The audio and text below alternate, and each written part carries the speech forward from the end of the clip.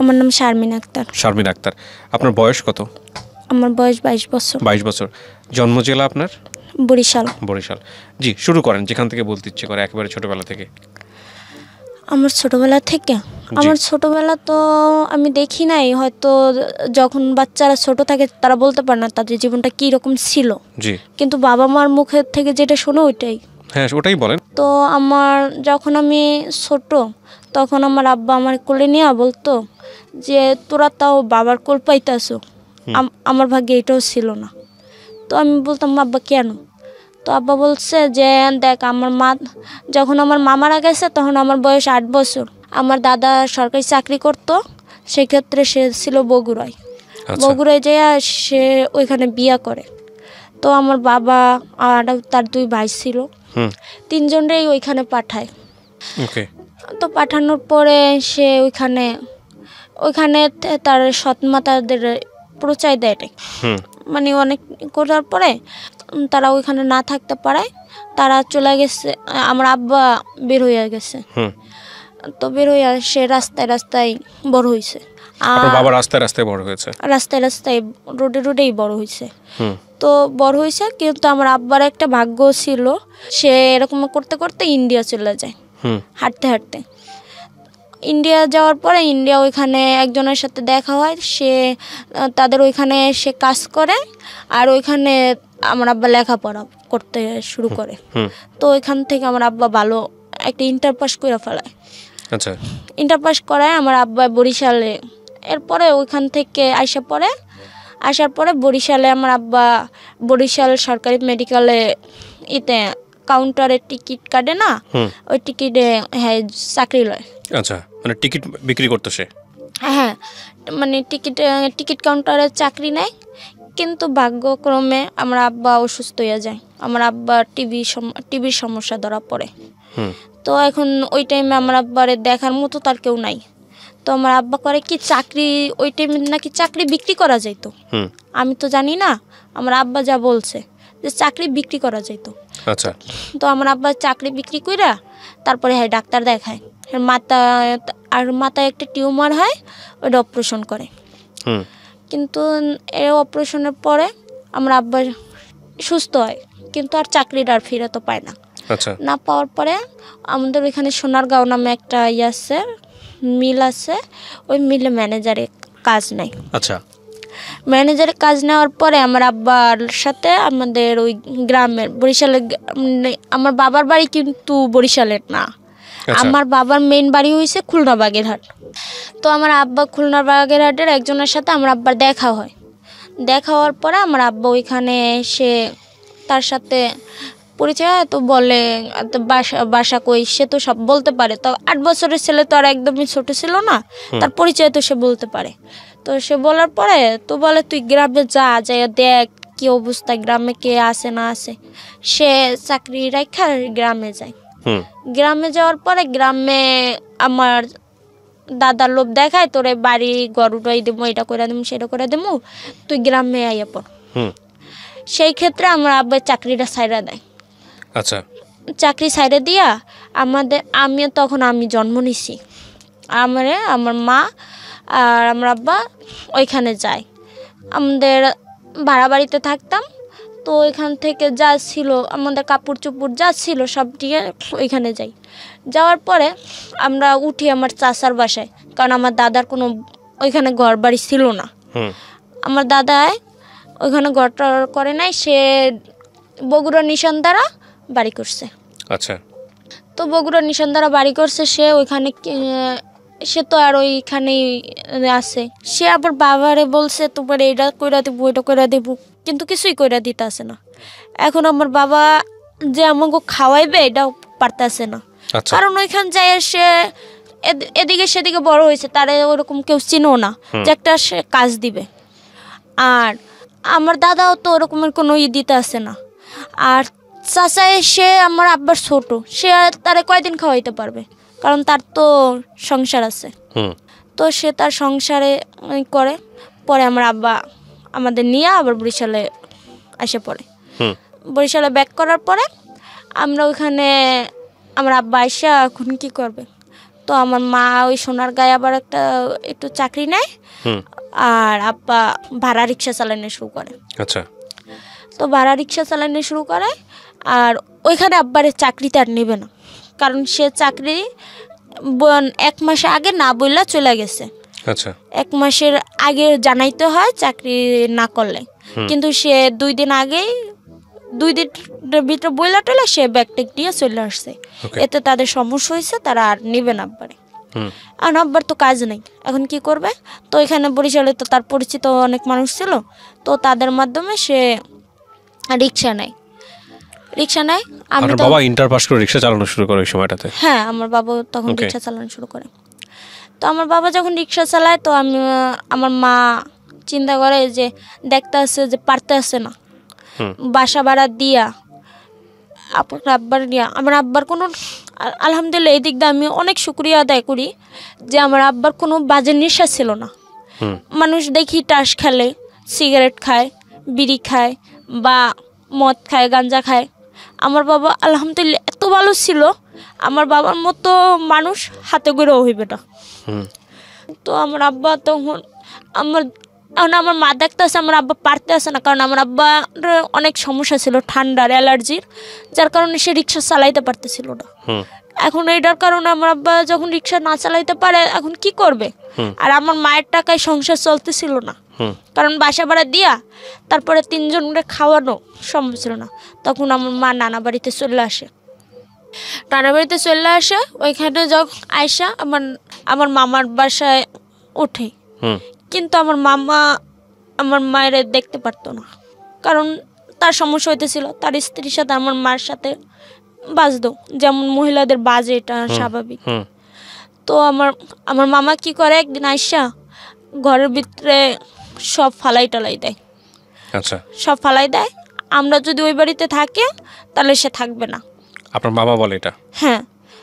এখন সে ছেলে, সে তো তারে তো আর ঘর দিয়ে বের করবে না, অবশ্যই আমার মার বের হইতে হইবে।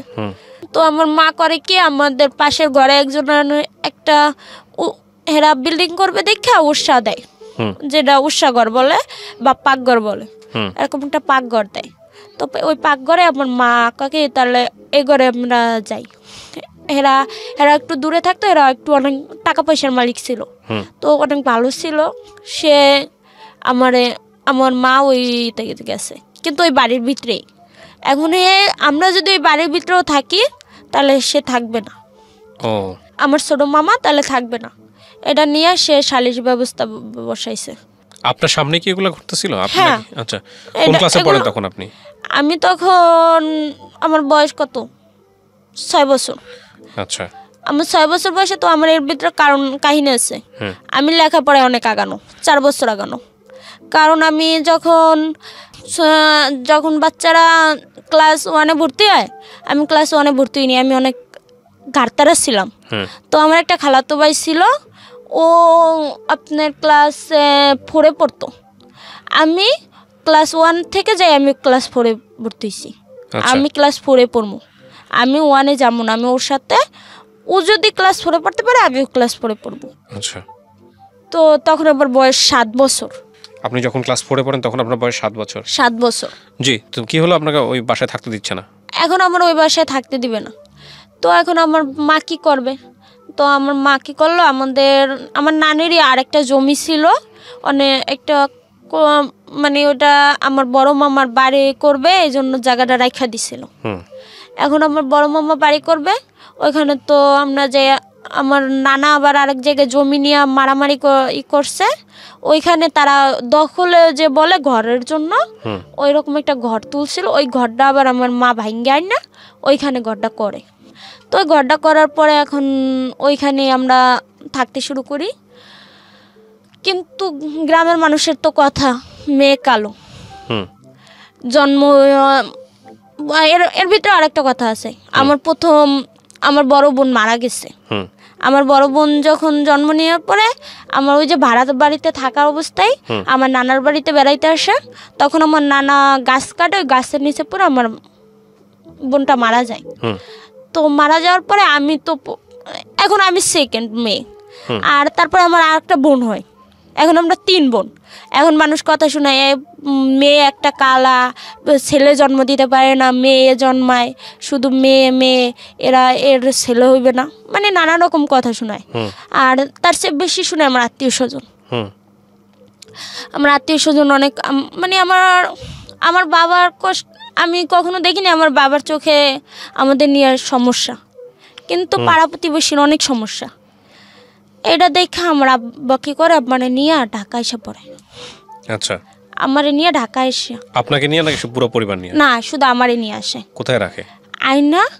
পরে আমাদের এখানে একটা ধর্মবোন ডাকতো, ওর মাধ্যমে আমার আয়না ক্লাস 5-এ আপনার রামপুরা হাই স্কুল থেকে পরীক্ষা দেওয়ায়।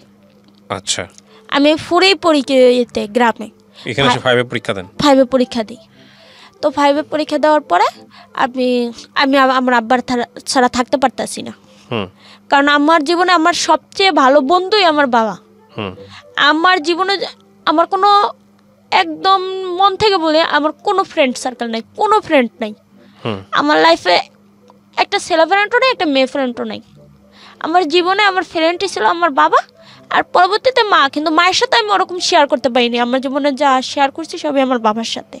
ওকে, তারপরে কি হলো? আপনাকে ভর্তি করাই দিল? তারপর? হ্যাঁ, তো আমার ওইখানে ভর্তি করছে। তো আমি 5 আপনার বাবা তখন কি ঢাকায় থাকতো? না, আমার বাবা ঢাকাতে ছিল না। আপনাকে এখানে এরকম একটা অপরিচিত জায়গায় রেখে গেল আপনার বাবা? আমার বাবা অপরিচিত না, ওইখানে মানে তার ধর্মবোন ডাকছে, তাদের বাসায় আমরা আসতাম, বেড়াইতাম। আর আমার ওই ফুপ্পি অনেক ভালো ছিল। আচ্ছা, আমি যে ক্লাস 5-এ পড়ছি, আমার ফুপ্পি আমার অনেক আদর সহকারে পড়াইছে আলহামদুলিল্লাহ। মানে মেয়ে ছিল না। আচ্ছা, মেয়ে ছিল না, তো আমার সে মেয়ের মতোই ভালোবাসতো। ওকে। আর আমার বাবা ওই জন্যই আমার এখানে আইনা ভর্তি করে, যেহেতু এরকম করে মানুষ বলে। তো আমার বাবা যতটুকু পারতো সাপোর্ট দিত, আর বাকিটা আমার ওই ফুপি দিত। ওকে। কিন্তু আমি এর ভিতরে আমি আমার বাবার সাথে থাকতে পারতেছিলাম না। আমি 6-এ যাই, আবার গ্রামে ভর্তি হই। গ্রামে তালুকদার স্কুল অ্যান্ড কলেজ নাম করা স্কুলে, ওই স্কুলে আমার বাবা ভর্তি করে। আমার প্রথমে আমার মা বলে কি দিনার স্কুলে ভর্তি হয়, দিনার স্কুলে তো টাকা পয়সা কম লাগে। কিন্তু আমার বাবা কয় না, যদি লেখাপড়া আমার মায়ের আমি করাই, তাহলে একটা ভালো স্কুল থেকেই করামো, যেন আমার মেয়ের জীবনে সফলতা অর্জন করতে পারে। এর মাঝে কী ঘটে, আমাদের ঘরের পাশেই, যেহেতু আমাদের ঘরটা একদমই ভাঙাচুরা ছিল, ওরকমের দরজা ছিল না যে দরজা খোলা যায়, বাইরে থেকেও খোলা যায়, ঘর থেকেও খোলা যায়। তো আপনার আব্বা রাত্রে গাড়ি চালাইতো, দিনের বেলা গাড়ি চালাইতে পারতো না। তখন রিক্সা চালাচ্ছে? হ্যাঁ, আমার আব্বা রিক্সাই চালাইতেছে। বরিশালে? হ্যাঁ, বরিশালে। ওকে। তো আমার বাবা ঘরটা খুলতে পারতো, তো আমার আব্বা গেছে গাড়ি চালাইতে। আর আমার মা একটু ধার্মিক টাইপের, সে কোরআন শরীফ পড়তে পারে। তো আমাদের পাশের একটা আমাদের নানু হিসাবে হয়, সে মারা গেছে। ওই জন্য সে তারে করতে গেছে, তার জন্য কোরআন শরীফ পড়তে গেছে। আমারে আর আমার বোনটারে একসাথে ঘুম পাড়াই রেখে গেছে। তখন আমার ছোট ভাইটাও জন্ম নিছে। তো আমরা রেখে গেছে। এর মধ্যে আমাদের পাশের ঘরে সে আমার সম্পর্কে কি হতো আপনার? খালাতো ভাই। আচ্ছা, আপন না, মানে ডাকা শুন। তো সে আমার আইসা বাসায় ঘরের ভিতরে আইসা সে এরকমই করার চেষ্টা করে। তো আমি ওইখানে এভাবে করতে, আমি তখন চিৎকার করে আমি আমার বোনটারে, আমি যখন ওরে দেখে ফেলাই, ও চলে যায়। আমার সাথে আর কিছু ঘটে না। ও চলে যাওয়ার পরে আমার বোনটারে নিয়ে আর আমার ভাইটার কোলে নিয়ে আমার মার কাছে যাই আমি কান্না করতে থাকি।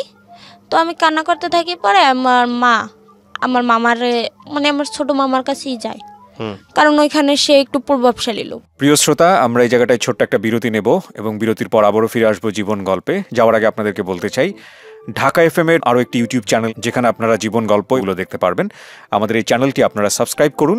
আমাদের চ্যানেলটির ঠিকানা হচ্ছে www.youtube.com/ilovedhakafm, ILOVE love DHAKAFM।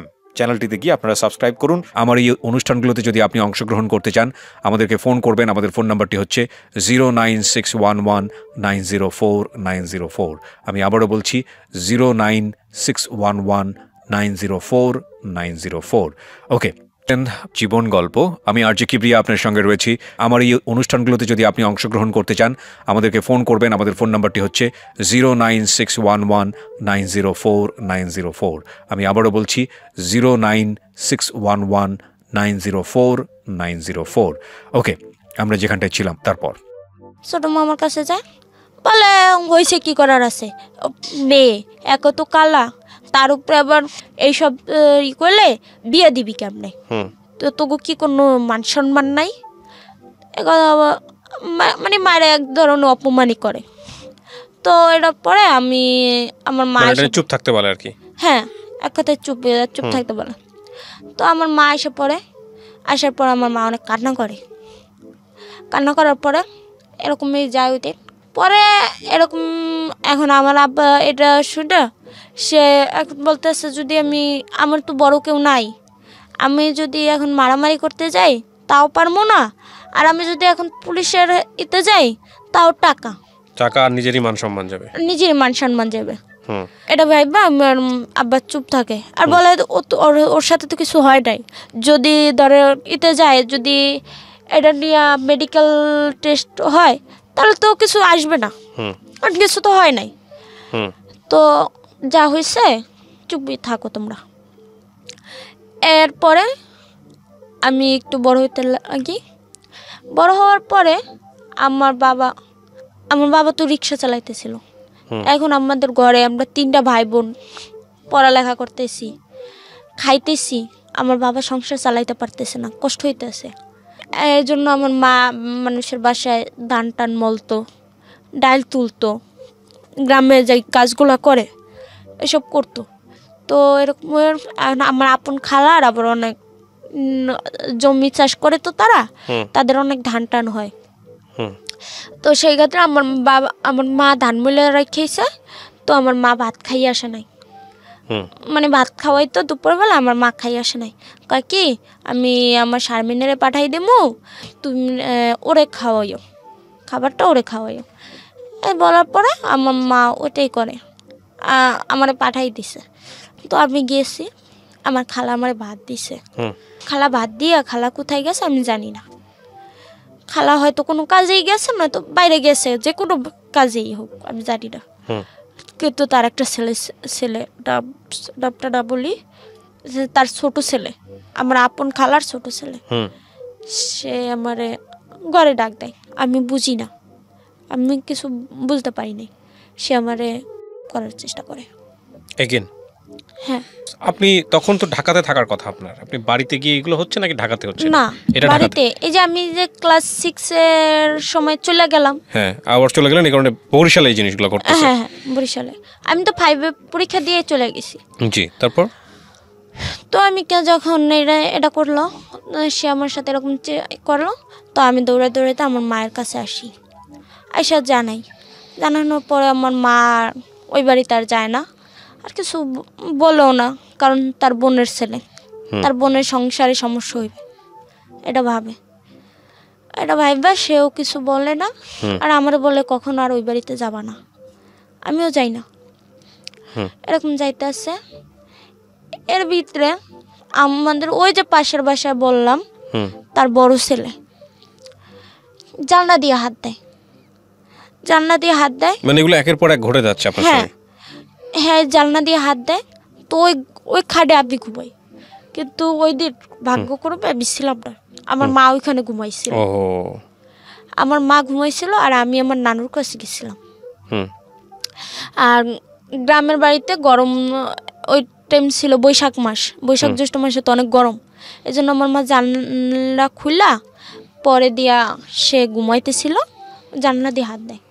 তো আমার মা ওইটা দেখা সাথে সাথে হ্যাঁ ওরে ধরে, এই ছেলেটারে ধরছে। হ্যাঁ, ধরা ঝাড়ু দিয়ে ওটা পিটায় আর আমার মামারে জানায় যে আজকে তো হাতে ধরলাম, আমার সাথে এরকম ঘটছে, আর যদি ওইখানে আমার মায়ের থাকতো, ও তো ভয় পাইতো, আর কিছু হোক না হোক।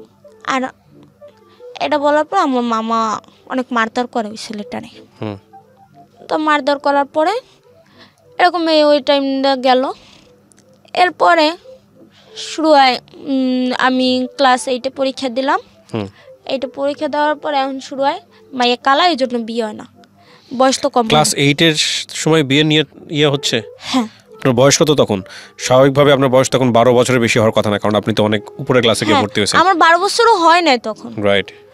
আমার 12 বছর হয় নাই, কিন্তু এলাকার মানুষ বলতেছিল মায়ের বিয়ে হয় না। কেন বিয়ে হয় না? মায়া আটকুড়া, বাজা, মায়ের বিয়ে হইতেছে না, এই মায়া লোকে নিবে না, কালো, তার উপরে বারবার একটার পর একটা বদনাম, আর বাপের নাই টাকা পয়সা, এর মধ্যে লেখাপড়া করাইবে, কত চিন্তা ভাবনা। একজন বলল কি ছিঁড়া খাতার তলে শুয়া লাখ টাকার স্বপ্ন দেখে লেখাপড়ার ব্যাপারে। হ্যাঁ, লাখ টাকার স্বপ্ন দেখে। তো আমার বাবা মানুষের সাথে ঝগড়া করতো না। আমার বাবা কারোর সাথে কোনোদিনও ঝগড়া করে না। আমি দেখি নাই যে ঝগড়া কীভাবে সে করে। আমার বাপের কোনোদিন আমি কারোর সাথে ঝগড়া দেখি নাই। সে বলছে তো আমি যাই আমার বাবার দ্বারা বললাম যে বাবা আমার সাথে তো এইটি বলে মানুষ। তো আবার আব্বা বললো কি বা তুই চিন্তা করিস না, যার মুখ আছে সে তো কথা বলবেই। এখন সে যদি কথা বলে যত কি আমরা কান আছে আমরা শুনতে পারবো না। তুই এটা নিয়ে তুই ভাবলে হইবে কেমনি?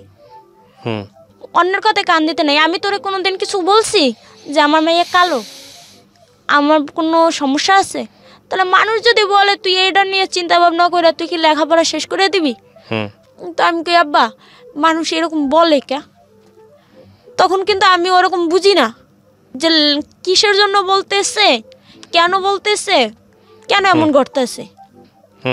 তো আমি আমার আব্বার বলি আব্বা এরকম করে কা?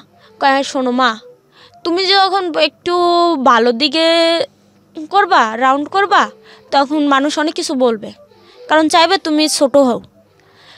তুমি কোনো দিন পিছনে তাকালে যে তোমার থেকে নিচে আসে তার থেকে তাকাবা সুদৃষ্টিতে, আর যে তোমার থেকে উপরে আসে তার দিকে তাকাবা আমি ওরকম হইতে চাই। এটা মনের ভিতরে এই জোরটা রাখতে হইবে তোমার, নয়তো মানুষ কোনো দিন আগাইতে পারে না। তো আমি বললাম আব্বা আচ্ছা তুমি এটা বললা, আমি কি বলো তো আব্বা, আমি কি লেখাপড়া করতে পারবো না? আমার আব্বা আমার কোলের ভিতরে নিয়ে চুমা দিয়ে বললো আমার মেয়ে অনেক বড় কিছু হইব। তো এরপরে আমার বাবা এটা পরীক্ষা দিয়ে আমার ঢাকায় পাঠাই দেয়। ওরকম কথা যে আমি ঢাকায় কার কাছে পাঠায়? আমার ওই ফুপুর কাছেই পাঠায়। ওরা ঢাকায় ছিল? হ্যাঁ। তো পাঠায়, তো আমার ফুপু এখানে চেষ্টা করে ভর্তি করানোর জন্য, কিন্তু ক্লাস 9-এ তখন কোনো স্কুল নিতে ছিল না। তো আর এরকমের আর আমার ফুপু বলতেছিল যে দেখ এখন তো মধ্যে থেকে আর ক্লাস 9-এ ভর্তি করবি হঠাৎ কইরা, আর একটা বাচ্চার অনেক খরচ। আমি জানি আমার হের ফ্যামিলি অবস্থা মোটামুটি ছিল, অনেক ভালো ছিল না। দেখ আমি তো সম্পূর্ণ দিতে পারবো না, আর তোর যে ফ্যামিলি, তোর যে অবস্থা তুইও দিতে পারবি না। তার থেকে তুই ওরা গ্রামেই ভর্তি কর, আমি যা পারবো ওটা সাহায্য করবো, আর তুই ওরাই করা ওরা পড়ালেখাটা করা। এরপর আমার লেখাপড়া চালু করে ওইখানেই, আবার ওই গ্রামেই শুরু করি। গ্রামে শুরু করার পরে আমি যখন ক্লাস 9-এ, এখন আমার আব্বা আমার বলে তুই সায়েন্স নে। রেজাল্টের ক্ষেত্রে আমার মাশাআল্লাহ আলহামদুলিল্লাহ আমি A+ পাই এটা। তো আমার আব্বা বলে যে তুই সায়েন্স নে। এখন স্যার বলতেছেন তুমি সায়েন্স নিবা, দেখো তোমার তো ফ্যামিলির অবস্থা তোমার বুঝতে হইবে, আর তোমার আব্বা তো বলছে, তোমার আব্বা তো অনেক কিছুই চায়, কিন্তু তোমারও তো বুঝতে হইবে। তো আমি স্যারের সাথে কথা বললাম, স্যার বললে কি তুমি কমার্স নাও, তুমি যেহেতু অঙ্ক অনেক ভালো তাই তুমি কমার্স নাও। স্যারের কথা অনুযায়ী আমি কমার্সই নিলাম। কমার্স নিয়ে আমি SSC পরীক্ষা দিলাম। তখন আমার বাবা আমার কোনো প্রাইভেট পড়াইতে পারে না, আমার বাবা নিজে যতটুকু সময় দিতে পারে অতটুকুই, প্রাইভেট পড়ায় না। তো আমি কি ওর ভিতরে আমার রেজাল্টটা মোটামুটি আসে, আমার ভালো ছিল না, 4.25 আসে। আচ্ছা। তো আমার বাবা আরও আশা ভালো করছিল, তো এরকমই আসার পরে আমি ইন্টারে ভর্তি হই। ইন্টারে ভর্তি হওয়ার ভিতরে আমার আত্মীয় স্বজন সবাই পাগল হয়ে যায়, আমার বিয়া দিতেই হইব। এই মায়া যদি এখনও ইয়ে করে তো মায়ারা 20তে বুড়ি হইয়া যায়। তো আমার বাবা কইতেছে ওর কি 20 বছর বয়স হয়েছে, ওর সবে মাত্র 13তে 14তে পাড়া দিছে, তাহলে ওর 20তে বুড়ি তোমার 20 বছর তো মানুষ শীতে দেখবে না, যে বয়স হয়েছে কি না ওইটা দেখবে না, তারা তো ক্লাস হিসাব করবে। তোমরা ক্লাসের দিকে তাকাই দেখো তোমার মেয়ের বয়স কত হয়েছে। এখন তারা বিয়া দিবে, আমার আব্বা বিয়ে দিবে না। আমার আব্বা বলতেছে ওরে ইন্টার পাস না করাইয়া আমি বিয়ে দিব না। আমার মায়ের সাথে হ্যাঁ আমার মায়ে কালো, যদি স্বামী সংসারে যায় সুখী না হইলো তখন আমার মায়ে কি কইরা খাইবে? আমার মায়ের তো কিছু কইরা খাইতে হইবে। আমার মায়ের আমি ইন্টার পাসের আগে বিয়া দেবো না। ইন্টার পাস করলে অনার্স মাইয়ারা করতেই পারে। তো আমার বাবা আমার বিয়া দিবে না, কিন্তু তারা দিবে। এরকম করতে করতে তারা বলতে আমার খালা, আমার খালা, তারপরে আমার মামা আর আত্মীয় স্বজন সবাই বিয়া দিতে চাইতেছে। তারা এমনকি তারা ছেলেও দেখা শুরু করে দিছে। তো আমার মা বলতেছে না, আমার মা ভাবতেছে, একদিকে ভাবে মহিলা মানুষের যে এরকম চিন্তা থাকে যে আসলে মায়ের বিয়া দেওয়াটা উচিত, আবার বলে যেহেতু হ্যাঁ লেখাপড়া করাইতে চাইতেছে তাহলে আমি লেখাপড়া করামো না। দুইটা চিন্তাই আমার মা করতে করতে আমার মা বলতেছে কি থাক ইন্টার পাসটা করুক, ইন্টার পাসে তোর বয়স বেশি হয়ে যাবে না, তা করে ইন্টার পাসটা করাই। মানে আমার খালারে বলে, আমার খালা একদিন প্রস্তাব নিয়ে আসে একটা, তো এর নিয়ে বলে। তো আমি দেখতে অনেক কুৎসিত তাদের ভাষায়। তাদের ভাষায় বলতে আমার আত্মীয় স্বজন সমাজের ভাষায় আমি কুৎসিত, কিন্তু আমার বাবার কাছে আমি অনেক সুন্দর। তো আমার বাবা বলছে আমার মায়ের যদি বিয়া দেই ওরকম ছেলের কাছে দিমু যে আমার মায়ের কুৎসিত ভাববে না। এর পরে এখন এর ভিতরে আমি ইন্টার পাস করছি, আলহামদুলিল্লাহ আমি ইন্টার পাস করছি। ইন্টার পাস করার পরে এখন এর ভিতরে তারা ছেলে নিয়ে শুরু করে দিছে, তোরা তো কইছো ইন্টার পাসের পর বিয়া দিবি, তাহলে ইন্টার পাসের পরে এখন তো ইন্টার পাস করে ফেলাইছে, এখন বিয়া দে। তোদের তো এরকম টাকা পয়সা নাই যে তোরা খরচ টরচ দিয়ে বিয়া দিবি, দিতে তো আবার গই হইবে, তাহলে আমরা যখন চাই এখন দে। আর আমার আব্বা বলতেছে এখন বিয়াটা দিমু, ও যেহেতু ইন্টার পাসটা করছে দেখি কোথাও একটু চাকরি ট্রাই করা। তো সেই ক্ষেত্রে আমারে পুলিশে দাঁড় করে, কিন্তু আমার বয়স হয় না। পুলিশে কি কনস্টেবল? হ্যাঁ ওই যে এতে দাঁড়ায়, মাঠে দাঁড়ায়, আমি মাঠে দাঁড়াই। তো আমার হয় না বয়সের কারণে। আর আমি অনেক চিকন ছিলাম, আমার ওজন ছিল না, আর আমার বয়সের কারণে মূলত হয় না হওয়ার পরে কিছুদিন পরে আবার ট্রাই করি। তখন আমার মানে ওই অনুযায়ী স্কুল সার্টিফিকেট অনুযায়ী আমার বয়স তো বেশি দিয়ে দিচ্ছে, তো ওই অনুযায়ী তখন আমার বয়সটা হয়। আর আমি এটি করার পরে তো আমি দাঁড়ানোর পরে আমি সব দিক দিয়েই হয়েছে। ইন্টারভিউ দিতে যাওয়ার আগে আমাদের একজন পরিচিতই সে বলছে শুধু পরীক্ষা দেওয়াবি, আগে ভাব 7 লাখ টাকা দিতে পারবি। এখন আমার আব্বা বলতেছে 7 লাখ টাকা আমি কই পাবো? তো পরে দেখি, আগে তো পরীক্ষাটা দেখ। তা আমি পরীক্ষা দেই, আলহামদুলিল্লাহ আমি পরীক্ষা পাশ করি। তারা আমারে ওইখানে নেয়, ডাকার পরে আমার আব্বারও ডাকে। তারা কিন্তু ফলাফলটা ওইভাবে করে না, সার্কুলার করে না। আচ্ছা, মানে আমাদেরকে জানানো যারা পাশ করছে, ওইখানে যারা অ্যালাউ হয়েছে ইন্টারভিউতে তাদেরকে ডাকছে, ডেকে কে কত ঘুষ দিতে পারবে। বুঝতে পারছি। ঘুষ অনুযায়ী তাদের চাকরি, তাদের রেজাল্ট সার্কুলার করবে। তো আমাদের ডাকার পরে আমার বাবার কাছে 8 লাখ টাকা ঘুষ দাবি করে। হুম কিন্তু আমার বাবার কাছে 8 লাখ টাকা ঘুষ দাবি করার পর আমার আব্বা সব জানায় যে আমার তো এইরকমের ফ্যামিলির পরিস্থিতি, আমার পক্ষে এত টাকা ঘুষ দেওয়া সম্ভব না। সে বলে 7 লাখ টাকা দিতেই হইবে। হুম তখন আবার আব্বা এসে পড়ে যে 7 লাখ টাকা তো তার পক্ষে দেওয়া সম্ভব না। তখন আমার আর চাকরি হয় না। আমি আসে তখন আমারে এখন এরা আত্মীয় স্বজন আরও চান্স পেয়ে গেছে যে চাকরি তো হইবেই না, তো চাকরিও দিতে পারবি না, তো বিয়ে কেন দিবি না? বিয়ে কেন দিবি না, বুড়ি বেটাবি, এরকম বলতেছে। এখন আমার আব্বাও কোনো কিছু না বললা, আমার আব্বা বলতেছে না বিয়ে দিব না, বিয়া পরে দিব, আগে আরো ট্রাই করি, চাকরির জন্য তো ট্রাই করতে হইবে, একবারই যে চাকরি হবে এমন তো কথা না। তো আমার আব্বা এরকম করার পর আমার আব্বার ঘাট হ্যাঁ বেকা করে রাখছে, হ্যাঁ বিয়ে দিবে না। হ্যাঁ যে গাড়ি চালাইতে, ওই যে রাত্রে রাত্রে গাড়ি চালায়, ওই দিনের বেলা গাড়ি চালাইতে গেছে। আমি তখন টিউশনি শুরু করছি, আমি ক্লাস 10 থেকেই টিউশনি করানো শুরু করছি। আচ্ছা, তো আমি ওই টাইমে আমি পড়াইতে যাই। তখন কি আপনি সিদ্ধ মানে কি বলে ঢাকাতে? না, গ্রামের বাড়ি? আমি তো ইন্টার করছি গ্রাম থেকে। ওকে। তো আমি পড়াইতে যাই, ওইখানে আমার বোন রে আমার খালা এসে পাঠাই দেয় যে ওরে ডাইকা আন। এখন আমার কেন ডাইকা আনবে, ওর কাছেও বলে না, সে আইসা বাসায় বসা বলে কি ওরে ডাইকা আন।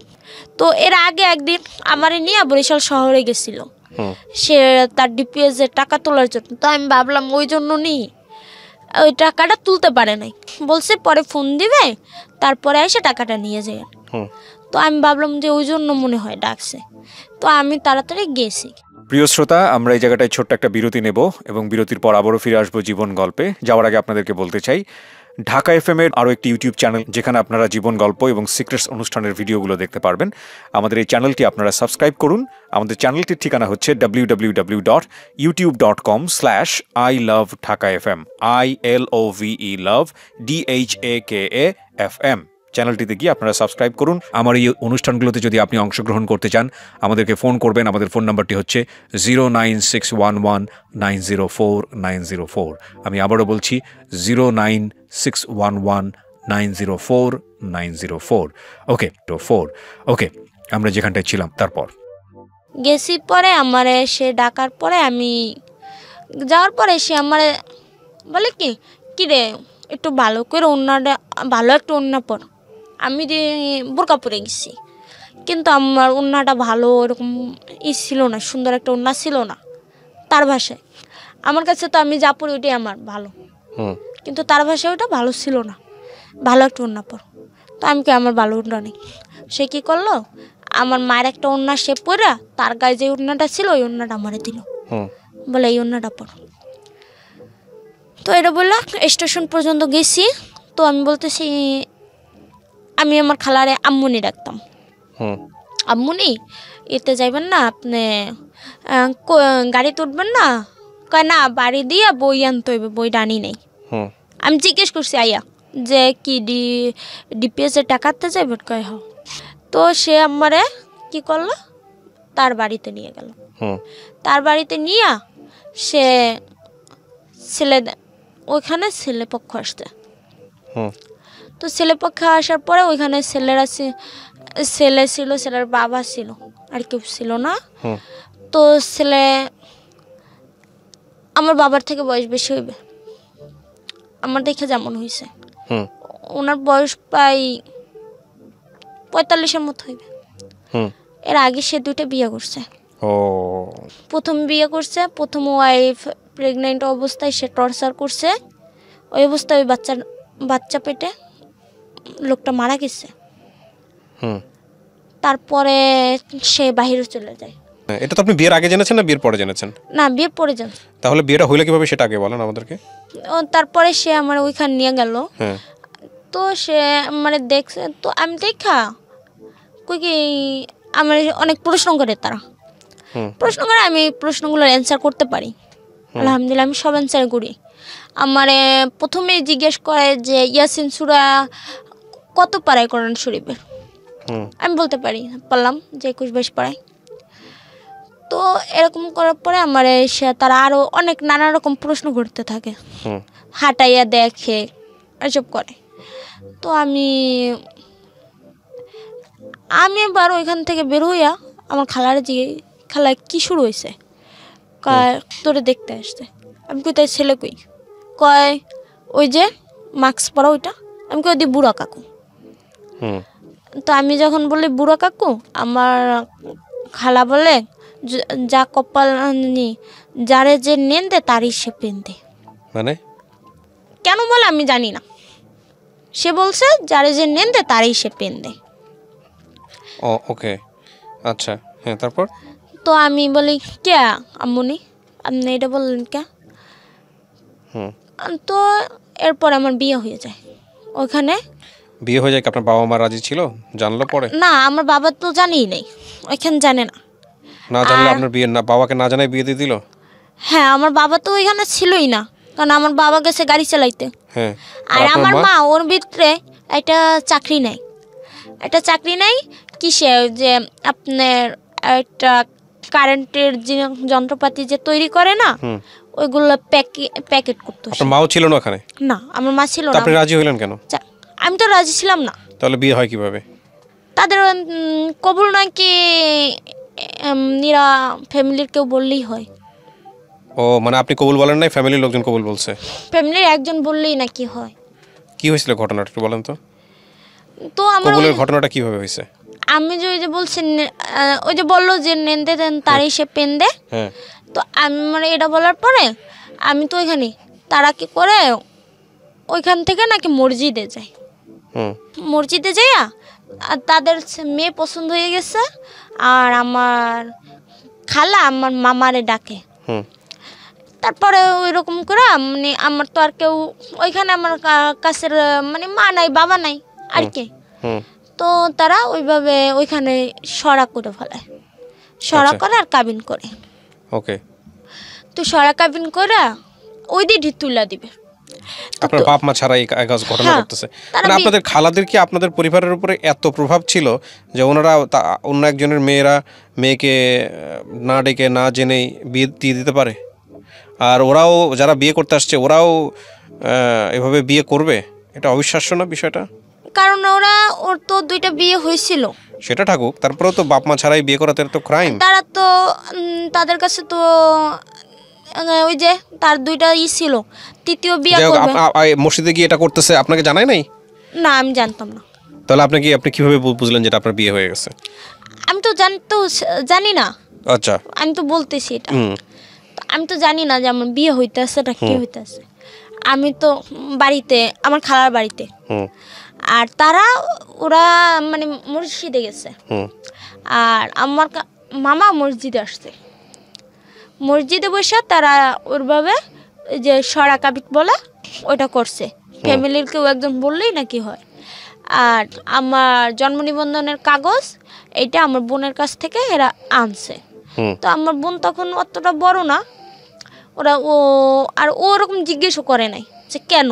হুম ও তো আর জানে না যে কি হইবে না হইবে, ও তো আর এখানে কি হইতেছে ও তো কিছুই জানে না। হুম ও তো আমার জন্ম নিবন্ধনের কাগজ এদের কাছে দিয়ে দিছে, ওইটা দিয়ে তখন আমার এনআইডি কার্ড হয় নাই। হুম তো তারা আমার ওইখানে বিয়ে দিয়ে দিল। হুম বিয়ে হয়ে গেছে মানে তো বিয়ে হয়েই গেছে, এখন তো আর কিছু করার নাই।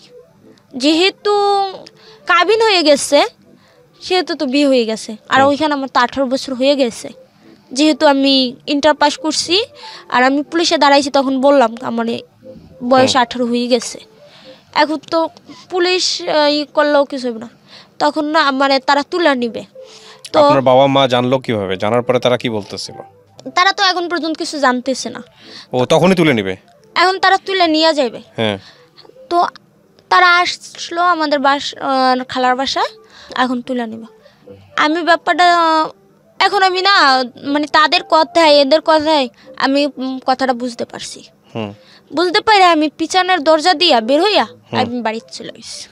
হুম আমাদের বাড়িতে চলে গেছি, মানে অনেক কাছাকাছি বাড়ি তো, আমাদের বাড়িতে গেছি। যাই আমি 999 ফোন দিছি। ও আপনি গিয়ে 999 ফোন দিয়ে দিয়েছেন? হ্যাঁ, আমি 999 ফোন দিছি।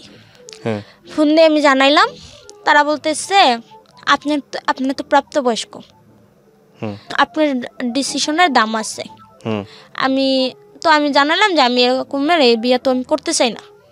তো বলছে তাহলে আপনার যদি যে কাগজপাতি, আপনার বিয়ের কাগজপাতি আপনার কাছে আছে, কিন্তু আমার কাছে তো কিছু নাই।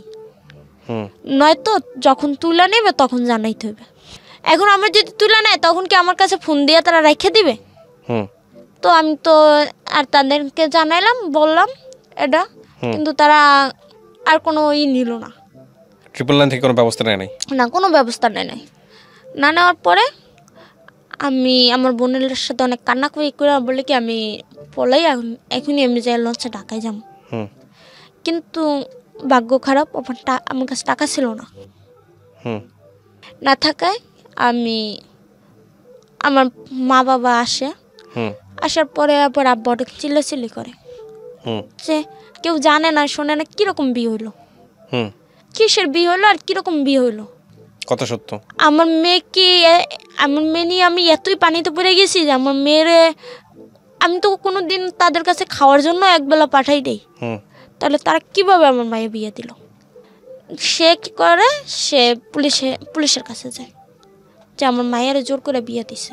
হুম কিন্তু এদিকে এরা আগে গেছে, আমার খালা আগে গেছে, যাই বলছে যে ওর বাবা মা সবাই জানে এরা এরকম নিচে হুম এরকম করে। তো আমার বিয়ের পরে আমার বাবা আসার পর ওখানে কিছু হয় না, তারা কোনো ব্যবস্থা না নেওয়ায় কিছুই হয় না।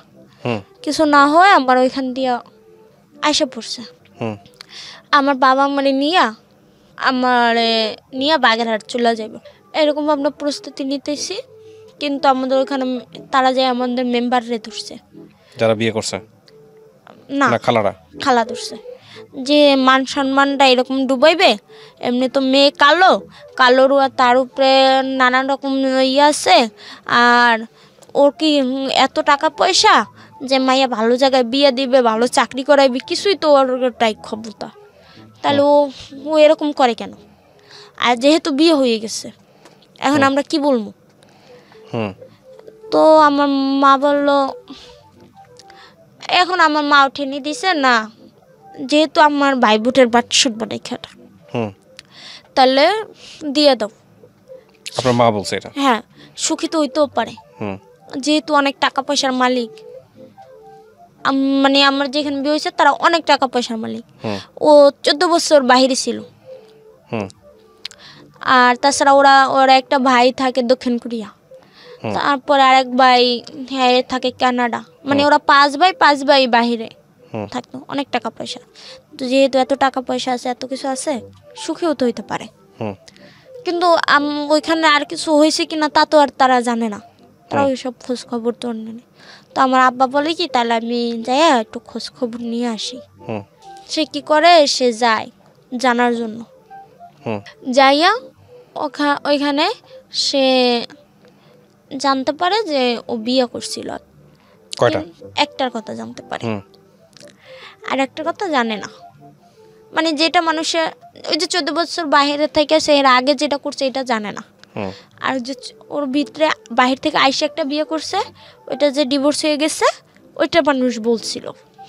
হুম তো আমার আব্বা আইসা বাসায় আবার চিল্লাচিল্লি শুরু করে যে বিয়ে তো ছেলের কাছে, আমার মাইয়া কেন বিয়ে দেব? আছে আমার মাইয়া কুৎসিত আছে, আমার কাছে আছে, তাদের তো সমস্যা হওয়ার কথা না, এসব বলে। কিন্তু তারা তো এখন তো হয়ে গেছে বিয়ে, এখন তারা তুলে নিবে। এখন আমার মা বলতেছে যা হয়েছে তো হয়ে গেছে, এখন একটা বিয়ে করছে, ছেলেদের একটা বিয়ে কি হয়, অনেকই দেখায়, প্রসঙ্গ দেখায়। ওই যে উমুকে সংসার করতেছে না, 2টা বিয়ে করছে না, ওর উমুকে করতেছে না, বোঝানোর চেষ্টা করে বিভিন্ন ভাবে। হ্যাঁ, তো আমার মা বলে, আব্বা বলে আমি তেমন ওইখানে মাইয়া, কিন্তু এখন তারা বই করতেছে। তখন আমার আব্বা নিরুপায়, এক পর্যায়ে নিরুপায়, কারণ তার কাছে ওরকমের টাকা পয়সাও ছিল না যে সে কোথাও দূরে নিয়ে আমার রাইখা দিবে। আর তার কাছে এমনও পজিশন ছিল না যে সে অনেক টাকা পয়সা দিয়ে আমার ভালো একটা চাকরি দিবে, তাহলে তারা তো করবেই। তো আমার বাবা আমারে তখন কইরা তারাই সব মানে সব অ্যারেঞ্জ কইরা তারাই আমারে তুলে দেয়। হুম এর মধ্যেও ঘটনা হয়, এর ভিতরে ও আমার সাথে ফোনে কথা বলবে, ওই ছেলে আমার সাথে ফোনে কথা বলবে, কিন্তু ফোনের ভিতরে অনেক বাজে বিহেভ করে আমার সাথে। বাজে বিহেভ কি, আমি তো ওই যে আমার বিয়ে আমি তো মাইনে নিতে পারতেছিলাম না, হুম তো আমি ওর সাথে কথা বলতে চাইতাম না। তো আমি কি করি, ও ফোন দেয় একবার, আমি ফোনটা কাটতে দিই, তারপরে আবার ফোন দেয়, আমি ফোনটা রিসিভই করি দিই, তারপরে আবার ফোন দেয়। ফোন দেওয়ার পরে ও আমার কিছু একটা জিজ্ঞেস করছিল, আমার এটা ভালো খেয়াল নাই। হুম তো আমার জিজ্ঞেস করতে আমি কথাটা একটু ঝাড়ি দিয়ে বলছি। এই ঝাড়ি দিয়ে বলার পরে ও আমার সাথে অনেক মানে এইরকমের ব্যবহার করা শুরু করছে যেন ও আমার 50 বছর আগে থেকে চিনে, আমি মনে হয় ওর ঘরের সংসার টংসার করে চলে আসছি, হুম এরকম অবস্থা। তো এরকম ব্যবহার করতেছিল, তো এটা আমি আবার রেকর্ডিং করতেছিলাম যে এখনই আমার সাথে এরকম ব্যবহার করে, পরবর্তীতে আমার সাথে কি করবে। তো রেকর্ডিং করার পরে আমার রেকর্ডিংটা আমি যারা আমার খালা মামা যারা ছিল ওদেরকে শোনাইছেন? তাদেরকে শুনাই। তাদেরকে শোনানোর পর তারা আবার কি করে, ছেলের বাবারে ডাকে। ছেলের বাবারে ডাকে, ছেলের বাবাকে একবার সুযোগ দেন, কিছু হইবে ও এরকম আর করবে না। আমি আবার কি করি, আমি নাক ফুল খুললা ফালাই দিই হুম জিত করে। তো তারা এখন আবার আমার ওই যে খালা ওই যে বলছে থাক আর করবে না, হুম এখন তুলা দিবে। তো এরকমের সব অ্যারেঞ্জ হলো। যেদিন আমার বিয়া মানে তুলে নিবে, এর আগের দিন ছেলেদের পোশাক দেয়। তো এই পোশাক হয়তো কিডনা দিবে, নয়তো তো টাকা দিবে, হুম বাড়িতে তো আনে না। ও পোশাকের টাকা নেওয়ার জন্য বাড়িতে চলে আসে একা একা। আচ্ছা। এটা নিয়ে মানুষ অনেক হাসাহাসি শুরু করে দেয়। ও আচ্ছা আচ্ছা, সেটা নেওয়ার জন্য আপনাদের বাড়িতে আসে? হ্যাঁ, আমাদের বাড়ি পোশাকের টাকা না, যে এত বড় লোক এত কিছু আছে, তাহলে আবার টাকা নিতে আসছে কেন? টাকার জন্য ছিলেন নিজে আইসা বসছে। এ জানতো যে আপনার বাবা রিক্সা চালায়? আমি সেটা জানি না, সে জানতো কিনা প্রথম থেকে। তারপরে সে আমার নানু টাকা দেয়, তারে 3000 টাকা দেয়। হুম তো তাদের হয় না, একটা ছেলের বিয়ে যদি 3000 টাকা দেয় এটা কোনো কথা? হুম কমপক্ষে 10,000 টাকা দেওয়া উচিত তাদের ভাষ্যমতে। আর সে ওই টাইমে স্বামী স্ত্রী সম্পর্ক করতে চায় হুম ওই টাইমেই, কিন্তু আমি এক কথায় ওর সাথে তো বিয়েই রাজি ছিলাম না। সো আপনার জায়গা থেকে বিষয়টা কঠিন ছিল। হ্যাঁ ঠিক আছে। আমি ওইগুলো মানতেছিলাম না। হুম তো ওর সাথে আমি ঝগড়া টগড়া কইরা আমি পিছনের দরজা থেকে বের হয়ে যাই, আর তারপরে ও চলে যায়। আর ওই যে 3000 টাকা দেয় ওইটা নিয়ে যায়, কিন্তু যাওয়ার পরে ফোন দিয়ে অনেক কথা শোনায় আমার ফ্যামিলিরে, তারপরে আমার তুলে নেই। প্রিয় শ্রোতা, আমরা এই জায়গাটায় ছোট্ট একটা বিরতি নেব এবং বিরতির পর আবারও ফিরে আসবো জীবন গল্পে। যাওয়ার আগে আপনাদেরকে বলতে চাই, ঢাকা এফএম এর আরও একটি ইউটিউব চ্যানেল যেখানে আপনারা জীবন গল্প এবং সিক্রেটস অনুষ্ঠানের ভিডিওগুলো দেখতে পারবেন। আমাদের এই চ্যানেলটি আপনারা সাবস্ক্রাইব করুন। আমাদের চ্যানেলটির ঠিকানা হচ্ছে www.youtube.com/ilovedhakafm ILOVE love 09611904904। আমি আবারও বলছি 09611904904। ওকে, আমরা যেখানটায় ছিলাম তারপর তুলে নেওয়ার পরে যেদিন তুলে নেয় ওরা বলে কি আমার সোনার জিনিস দিছে 3টা, মানে কানের দুল, হাতের রুলি আর গলার হার। আসলে আমার সোনার উপরে নাকি জল করা যায়, আমি সেটা তো জানতাম না। ওরকমের আমার গলার হারটা ওইরকম ছিল, আর আমার হচ্ছে কানের জিনিসটা এইটা ওর আগের বউয়ের ছিল, আর হাতের রুলিটা এটা নাকি ব্রোঞ্জের উপরে কিভাবে করে এটা করা ছিল। তো আমার গলার হারটাও ছিল নকল সোনা, আর রুলিটাও ছিল নকল সোনা। তো আমি ওইটা দেখে ওর মা এই জিনিস নিয়ে কথা বলতে থাকে যে আসলে মানুষ দেখছে, তারা কি ভাবছে এটা কি সোনার নাকি। তো আমি ওই তো না ওই কথার ভাজে আমি বুঝে গেছি যে আসলে ওই জিনিসটি সোনার না। আমি কি করি, ওইটা পুরি, পোড়ার পরে ওইটার আমার দেখে মনে হয় যে ওইটা সোনার না, মানে পোড়ার পর বুঝতে পারি। তো আমি বুঝতে পারি, আমি রুমে আসার পরে আমি ওরা জানাই যে আপনারা আসলে এত বাটপার, আমি এই কথাটাই বলে ফেলাই যে আপনারা এত বড় বাটপার, না দিতেন চিটারি বাটপারি করেন কেন। এটা বলার পরে ও আমার মারধর করে, অনেক মারধর করে। তো মারধর করার পরে তারপরে আমি বাড়িতে ফোন দিতে চাই, কিন্তু আমার কাছে তো ফোন ছিল না। তখন পরের দিন তো আমার বাড়ির থেকে নিতে আসছে। সে বলতে তারা জানায় যে মেয়ের নিয়ে, মানে বউ নিয়ে ও এক জায়গায় বেড়াইতে যাইবে ওর বোনের বাড়িতে। ওর বোনাই বাহিরে চলে যাইবে, তো তারা বউ নিতে চায়, তো এখন তো দেওয়া যাইবে না। আমি যে বইলা দিমু যে আমার মারধর করছে, এই জন্য তারা মানে দিল না। না দেওয়ার পরে আমার ও কসম কাটায়, যদি তুই এই জায়গায় বাড়িতে বলস তাহলে তোর কাছে আমার রোজ কিয়ামত পর্যন্ত দাবি থাকবে। আমিও ভাবলাম যে যেহেতু হয়েছে ঘটনাটা থাক, প্রথমবার কিছু না বলি। আমি আর বাড়িতে জানাই না জানানোর পর আমি যে ওই যে স্টুডেন্ট পড়াইতাম বাড়িতে বসে, ওই স্টুডেন্টের ভিতরে একটা স্টুডেন্ট ছিল খুব মানে ভালোবাসতো, অনেক আদর করতো। তো ওরে মাদ্রাসায় হেফজতে ভর্তি করে দিছে। ওইখান থেকে ও আসছে। তো আমি ওই স্টুডেন্টরা দেখতে যাইতে চাইছি, ও আমার যাইতে দিবে না। তো আমি পানি খাওয়ার জন্য নামি, ও ভাবছে আমি মনে হয় যাইতে আসি, এই জন্য ও আমার নানু, আমার আত্মীয় স্বজন সবাই ছিল ওইখানেও আমার মারধর করার পরে আমার ফ্যামিলি থেকে এরপর আমার ফ্যামিলি থেকে বলে কেউ ওরে দিব না, বিশেষ করে আমার আব্বা মা বলে দিব না। এখানে আমার রাইখা দেয় তারা। কিছু পরে কতদিনের সংসার আপনার? 19 দিনের সংসার আমার। এরপর আপনি ডিভোর্স দিয়ে দেন? না, তো 4 দিনের পরে আমি 5 দিন পরে আমাদের বাড়িতে আসছি।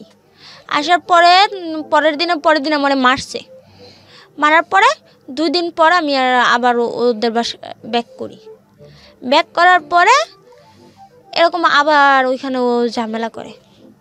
ওইখানে আমার এমনভাবে মারধর করে, আপনাদের আমি ছবিটি দেখাইছি, এমনভাবে মারধর করে আমি হিসাবে একদম মৃত্যুর সাথেই পাঞ্জা লড়তেছিলাম। ও আমার মুখের ভিতরে তোয়াল্লা দিয়া তারপর চাপে ধরে রাখে আমার বাচ্চার মতো। একদমই এমন অবস্থা খারাপ ছিল যে আমি বাঁচমু এটাই কেউ বুঝতে পারে নাই। তারপর আমি ওই অবস্থায় একটু হালকা হওয়ার পরে তারপর আমি নিজেই 999 ফোন দিই। পুলিশ আসে? হ্যাঁ, পুলিশ আসে। আসার পর পুলিশ আসে আর আমার বাবাও যায়। যাই আমারে ওইখান থেকে নিয়ে আসে বরিশাল শেরে বাংলা ওসিসিতে ভর্তি করে। পুলিশ ধরে না, ওকে অ্যারেস্ট করে না? ও ছিল না, ও পালাই গেছিল, ও কাজে গেছিল বলছিল। তো ও ছিল না, কিন্তু আমারে পুলিশ নিয়ে আসে না শেরে বাংলায় ভর্তি করে। আমি ওখানে অসুস্থ অবস্থায় 7-8 দিন ভর্তি থাকি। মামলা করেন? না, মামলা করি না, আমি 7-8 দিন ভর্তি থাকি ওসিসি থেকে। আর আমি মামলা না করে আমি কি করি, ওইখানে যে মহিলা কর্মসূচি আছে না, ওইখানে যাই সালিশি করার জন্য। আচ্ছা। তো ওইখানে তারা আগেই টাকা পয়সা দিয়ে ম্যানেজ করে রাখছে, জানছে যে আমি ওইখানে যাবো, ওই সময় ওরা ম্যানেজ করে রাখার পরে আমার ওইখান থেকে জানায় যে সালিশি কইরা কি হইবে, ওরা তো তোমার নিতে চাইলে তো ছেলেরা নিতে চাইলে তো আর কিছু করা যায় না। এরপরে আমি আমার আব্বারে জানাই যে আব্বা আমি তো যাবো না, তাইলে এরকম ঝুলাই রাখলে আমার ফ্যামিলি থেকে সবাই যে মাইয়া দিয়া দে, মাইয়া কালা, তা মায়ের যদি না দাও তাহলে পরবর্তীতে বিয়ে দিতে পারবি না, সংসার করতে পারবে না, তাহলে চাকরিও করে না, কিছু করে না, তো কেমনে চলবে, দিয়া দে, মানে সবাই দিয়েই দিতে।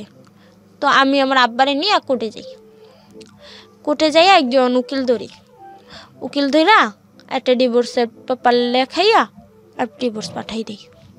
আচ্ছা। তো ও ডিভোর্সে সই করে না, কিন্তু আমার জানা মতে যে মেয়েরা যদি ডিভোর্স দেয় তাহলে 3 মাসে নাকি ডিভোর্স হয়ে যায়। ছেলেটা দিলেও হবে, 3 মাসের মধ্যে অ্যাক্টিভ হয়ে যাবে। হ্যাঁ। তো ডিভোর্স হয়ে যায়। তো আমি তো ওরা ও সই না করায় এখন ডিভোর্সটা হইতে বলতেছে ডিভোর্স হয় নাই। সে বাড়িতে আসে আমার নেওয়ার জন্য। আমার আব্বা তো ওই মুহূর্তে আমার ঢাকা পাঠাই দেয়। হেরগার গ্যাঞ্জাম ভাল লাগে না, ঢাকা পাঠাই দেয়। ঢাকা আসি, কিন্তু আমার ওই ফুপিটা তখন ঢাকায় আর থাকে না। তো আমার পাপাটা তখন আমার ফুপিটা ঢাকায় থাকে না থাকে। এখন আমার কোথায় আমার বাবা রাখবে? পরে আমার আবার বাড়িতে নিয়ে যায়। তো মানুষের যে বললাম, মানুষের যে কথা, তারা অনেক রকমের কথা শুনে থাকে, মায়ের ডিভোর্স ডিভোর্স মানে অনেক রকমের বলতে থাকে। এরপরে আমার আব্বা ডিসিশন নেয় আমার ঢাকায় পাঠাইবো আবার। আমার ঢাকা পাঠাই দেয়, আর পাঠায় আমার সেজো খালার কাছে পাঠায়। তো এর মাধ্যমে আমি খালার কাছে আসি, অনার্সে ভর্তি হই সিদ্ধেশ্বরী গার্লসে। হ্যাঁ। কোন সাবজেক্টে? অ্যাকাউন্টিং। হ্যাঁ। তো ভর্তি হওয়ার পরে ওইখানে আমি লেখাপড়া করতেছিলাম আর আমি টিউশনি করাচ্ছিলাম।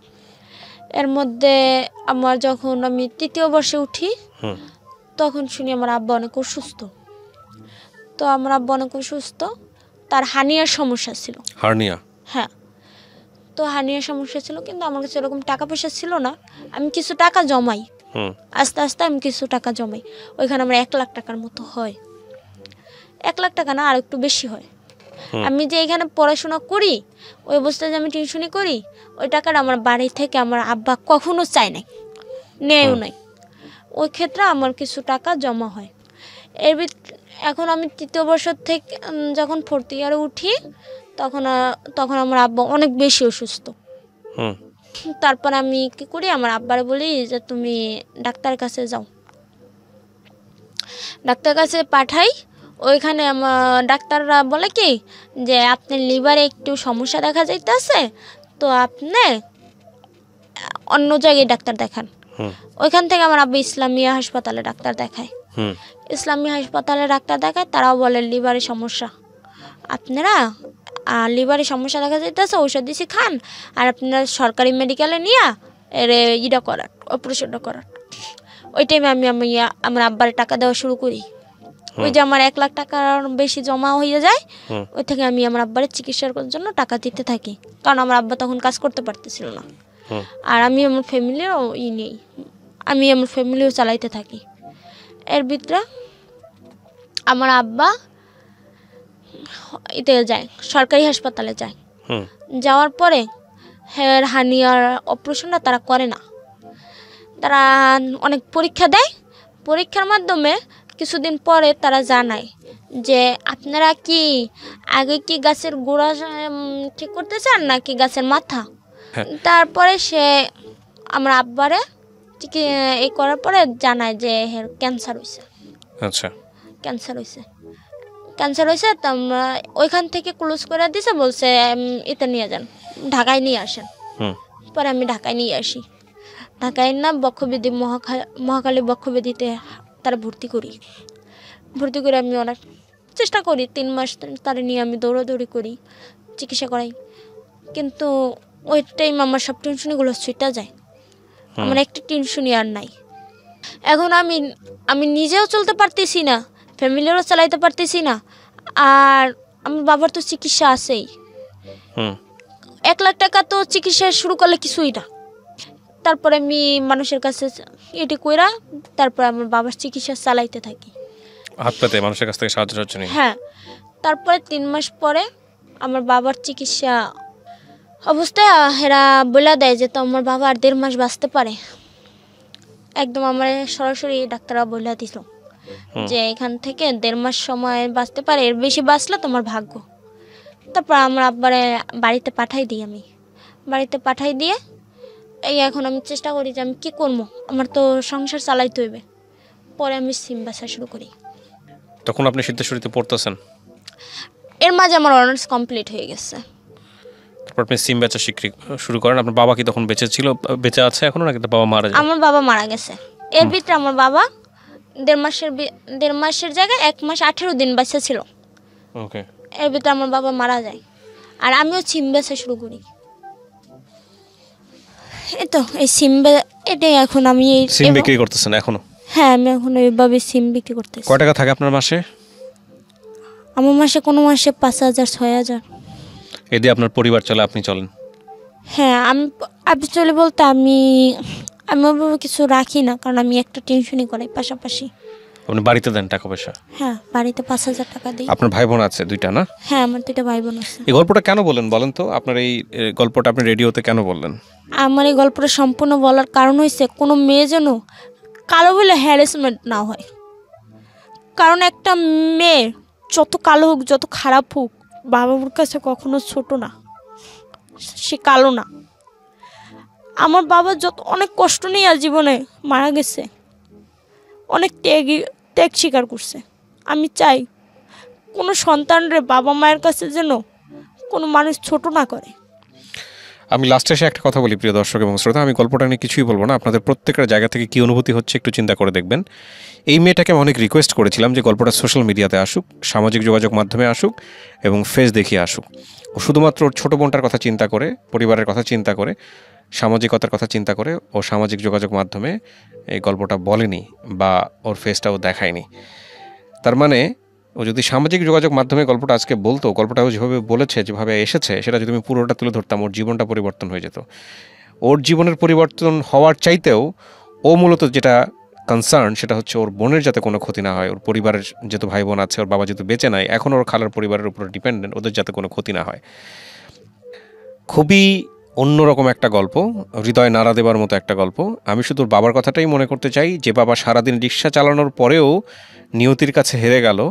তার মৃত্যু মুহূর্তে অনুভূতিটা কী ছিল, ক্যান্সার হওয়ার পরের অনুভূতিটা কী ছিল, একটু যদি চিন্তা করতে পারেন। সে তো 2টা মেয়ে, একটা মেয়ের সে এরকম একটা অবস্থা, বড় মেয়েটার, ছোট মেয়েটা কি এখন কি লেখাপড়া করে ছোট বোন? হ্যাঁ, আমার বোনটা ইন্টার পরীক্ষা দিবে। আর আপনার ভাইটা?